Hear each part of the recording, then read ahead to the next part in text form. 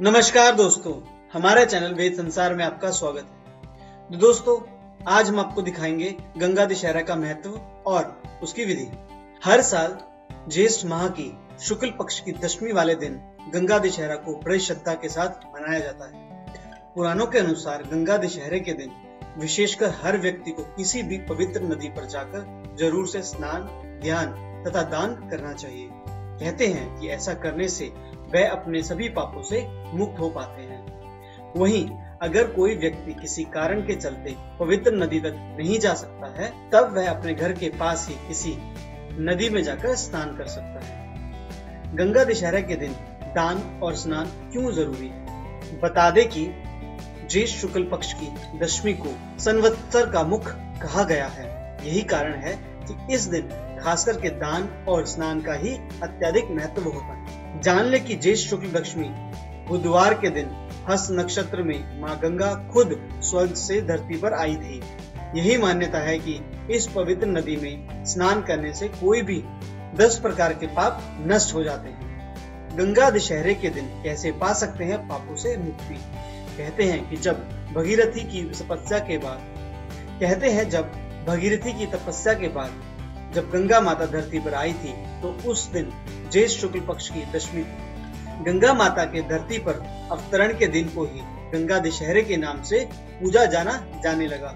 ऐसा मानना है कि जो लोग इस दिन गंगा नदी में खड़े होकर गंगा स्तोत्र को पढ़ते हैं, वह अपने सभी पापों से मुक्ति आसानी से पा लेते। ध्यान रहे, गंगा दशहरे के दिन जो भी श्रद्धालु जन किसी भी वस्तु का दान करते हैं, उनकी संख्या 10 होनी चाहिए और जिस वस्तु से पूजन करते हैं उनकी संख्या भी 10 होनी चाहिए। ऐसा इसलिए क्योंकि इससे आपके शुभ फलों में और वृद्धि हो जाएगी। गंगा दशहरे के दिन कितने पापों से मिल सकती है मुक्ति? ज्येष्ठ शुक्ल पक्ष दशमी के दिन अगर आप गंगा में स्नान करते हैं तो व्यक्ति के 10 प्रकार के पापों का नाश हो जाता है। बता दें कि इस दिन 10 पापों में 3 पाप कायिक, 4 पाप वाचिक और 3 पाप मानसिक होते हैं।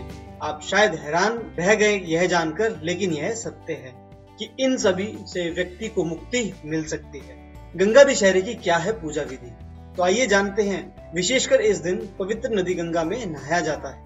वहीं अगर कोई किसी कारण के चलते वहां तक जाने में असमर्थ है, तो वह अपने घर के पास किसी नदी या तालाब में सच्चे मन से गंगा मैया का ध्यान करते हुए स्नान कर सकते हैं। जान ले कि गंगा का ध्यान करते हुए षोडशोपचार से पूजन करना चाहिए। गंगा जी का पूजन करते हुए यह मंत्र जरूर पढ़ें। ओम नमः शिवाय नारायणाय दशहराय गंगाय नमः। ध्यान रहे कि गंगा जी की पूजा में सभी वस्तु 10 प्रकार की ही होनी चाहिए, जैसा कि 10 प्रकार के फूल, 10 गंध, 10 दीपक, 10 प्रकार के नैवेद्य, 10 पान के पत्ते, 10 प्रकार के फल आदि। गंगा जी की पूरी कथा यह है। गंगा दशहरे के दिन शुभ स्नान, दान और पूजन के उपरांत कथा भी सुनी जाती है, जो कि इस प्रकार से कहा जाता है कि प्राचीन काल में अयोध्या के राजा सगर हुआ करते थे। महाराज सगर के एक नहीं 8000 पुत्र थे। एक बार सगर महाराज ने अश्वमेघ यज्ञ करने की सोची और अश्वमेघ यज्ञ के घोड़े को भी छोड़ दिया। राजा इंद्र यह यज्ञ असफल करना चाहते और उन्होंने अश्वमेघ का घोड़ा महर्षि कपिल के आश्रम में ही छिपा दिया। वहीं राजा सगर के 8000 पुत्र इस घोड़े को ढूंढते हुए आश्रम में पहुंचे और घोड़े को देखते ही चोर चोर चिल्लाने लगे। इससे महर्षि कपिल की तपस्या भंग हो गई। जैसे ही उन्होंने अपने नेत्र खोले, राजा सगर के 8000 पुत्रों में से एक भी जीवित नहीं बचा, सभी जलकर भस्म हो गए। तो दोस्तों, क्या था गंगा का पृथ्वी पर आने का कारण?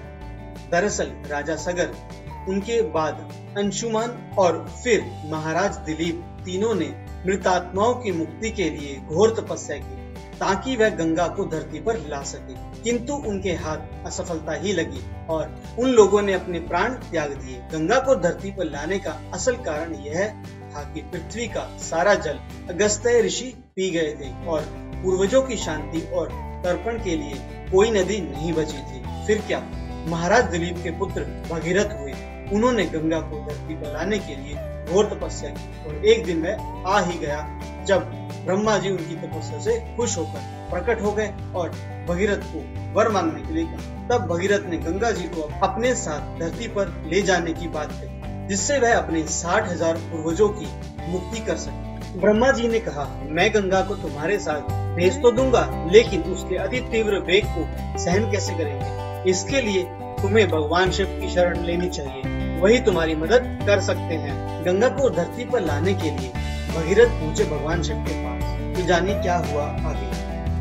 भगीरथ ने भगवान शिव की तपस्या एक टांग पर खड़े होकर शुरू कर दी। तभी भगवान शिव भगीरथ की तपस्या से प्रसन्न होकर गंगा जी को अपनी जटाओं में तैयार हो जाते हैं। गंगा को अपनी जटाओं में रोककर एक जटा को पृथ्वी की ओर छोड़ देते हैं।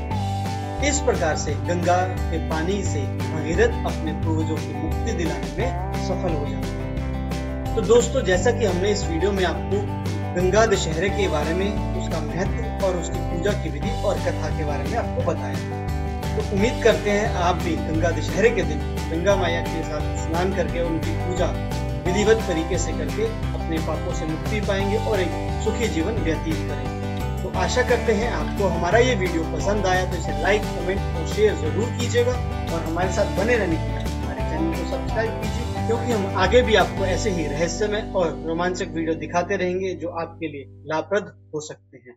धन्यवाद।